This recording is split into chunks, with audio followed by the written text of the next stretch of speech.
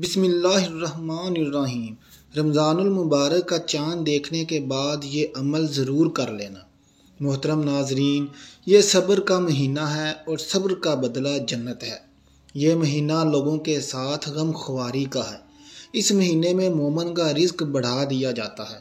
جو شخص کسی روزہ دار کا روزہ افطار کروائے اس کے لیے گناہوں کے معاف اور آگ سے نجات کا سبب ہوگا اور اسے روزہ دار کے ثواب کے برابر ثواب ہوگا، مگر روزہ دار کے ثواب سے کچھ بھی کمی نہیں ہوگی۔ کہتے ہیں کہ جوں جوں رمضان کے دن قریب آتے ہیں، رحمت الہی رسول اللہ صلی اللہ علیہ وآلہ وسلم کی طرف بڑھتی چلی جاتی ہے۔ رمضان سے 2 ماہ بستر رجب ہی سے آپ صلی اللہ علیہ وآلہ وسلم کے ہاں رمضان کا تذکرہ شروع ہو جاتا، جیسا کہ ایک روایت کے مطابق حضور اکرم صلی اللہ علیہ وآلہ وسلم رجب کے مہینے میں دعا مانگا کرتے تھے، اے اللہ ہمیں رجب اور شعبان میں برکت نازل فرما اور رمضان نصیب فرما۔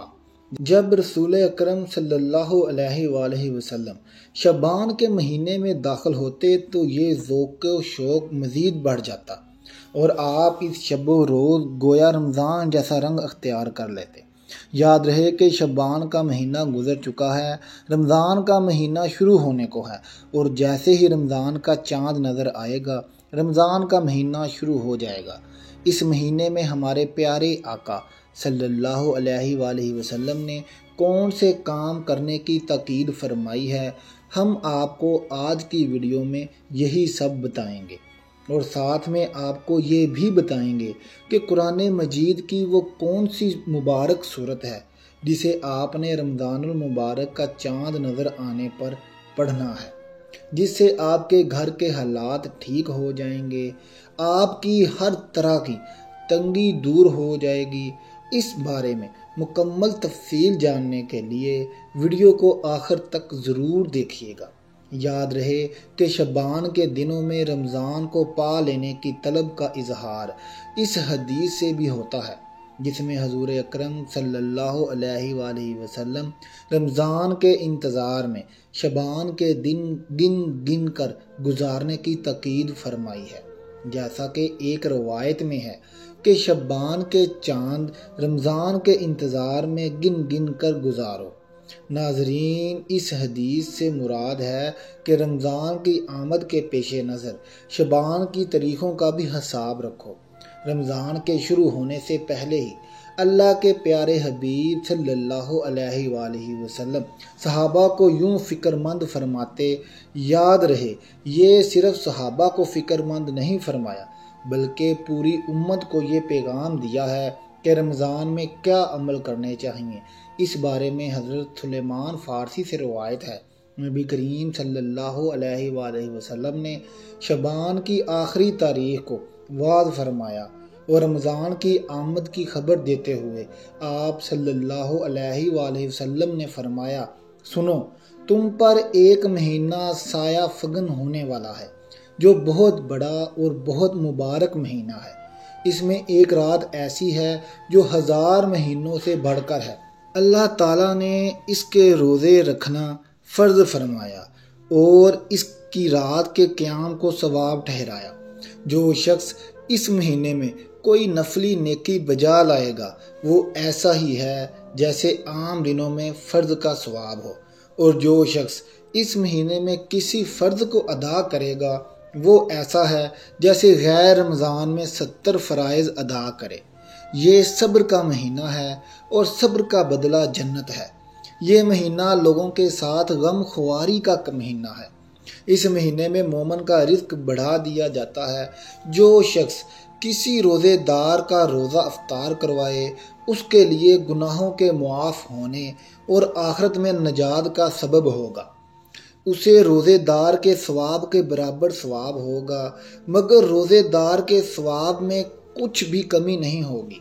صحابہ کرام نے عرض کیا، اے اللہ کے رسول صلی اللہ علیہ وآلہ وسلم، ہم میں سے ہر شخص اتنی طاقت نہیں رکھتا کہ روزہ دار کو افطار کروائے۔ آپ صلی اللہ علیہ وآلہ وسلم نے ارشاد فرمایا، یہ ثواب پیٹ بھر کر کھلانے پر نہیں، اگر کوئی شخص ایک کھجور سے روزہ افطار کرا دے، ایک گھونٹ پانی یا ایک گھونٹ دودھ کا پلا دے تو اللہ اس پر یہ ثواب فرما دے گا۔ ایسا مہینہ ہے کہ اس کا اول حصہ رحمت ہے، درمیانی حصہ مغفرت اور آخری مہینہ جہنم کی آگ سے آزادی کا ہے۔ جو شخص اس مہینے میں اپنے غلام اور نوکر کے بوجھ کو ہلکا کر دے، اللہ تعالیٰ اس کی مغفرت فرما دے گا اور آگ سے آزادی عطا فرما دے گا۔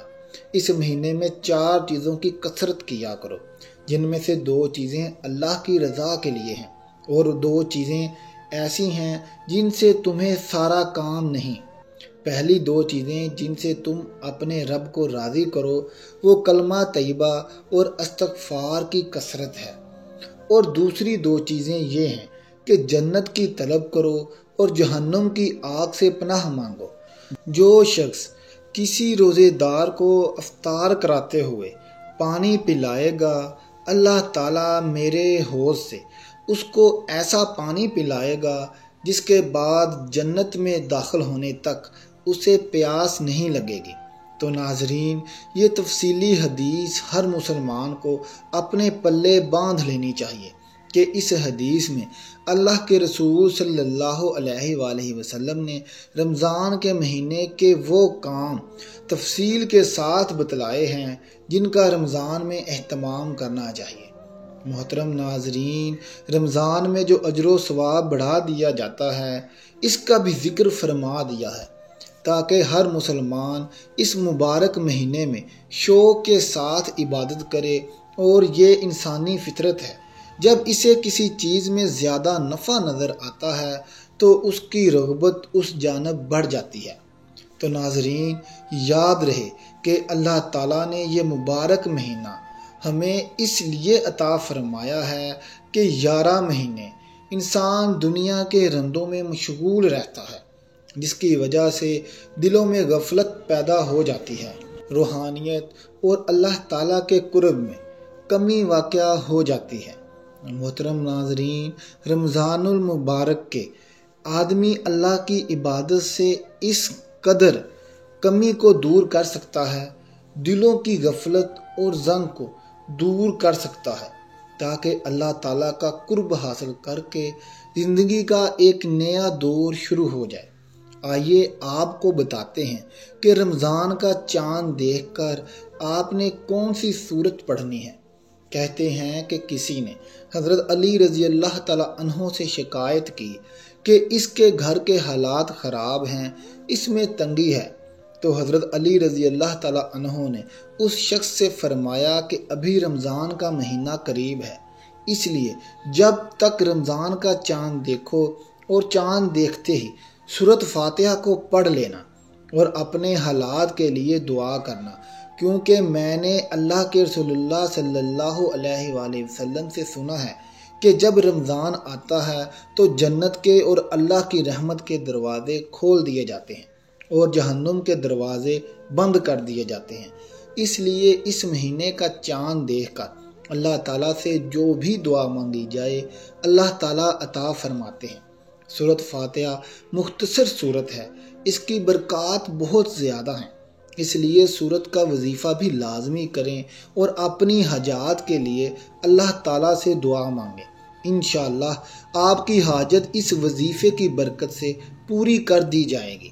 خود بھی اس سے استفادہ حاصل کریں اور اپنے پیاروں کے ساتھ بھی اس ویڈیو کو شیئر کریں۔